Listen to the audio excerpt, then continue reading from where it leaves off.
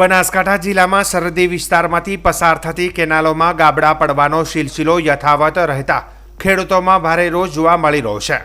પ્રાપ્ત માહિતી મુજબ વાવ તાલુકાના રાગાનેસણા ડિસ્ટ્રીબ્યુટર કેનાલમાં મોડી સાંજે બરડવી ગામની સીમમાં 15 ફૂટ જેટલું ભંગાણ પડ્યું હતું અને લાખો લીટર પાણીનો વેડફાટ થયો હતો। જો કે એક બાજુ એક મહિનાથી ખેડૂતો પાણી માટે રાહ જોઈ રહ્યા હતા, પરંતુ કેનાલમાં પાણી આવતાની સાથે જ ભંગાણ સર્જાયું છે। ત્યારે કેનાલ ટેલ સુધી પાણી ન પહોંચતા લોકોમાં રોષ જોવા મળ્યો હતો। તો સાથે સાથે ટેલિફોનિક વાતચીતમાં સ્થાનિક ખેડૂતોએ હલકી ગુણવત્તાની કામગીરીના કારણે વારંવાર કેનાલમાં ગાબડા પડી રહ્યા હોવાના આક્ષેપો કર્યા હતા। તેમજ ચાલુ સિઝનમાં કોન્ટ્રાક્ટર અને અધિકારીઓની મિલીભગતના કારણે કેનાલોમાં પૂરતી સફાઈ થઈ નથી, તેમજ સાફ સફાઈના બિલો બારોબાર કાગળ પર થયા હોવાની બૂમરાડ ઉઠી હતી।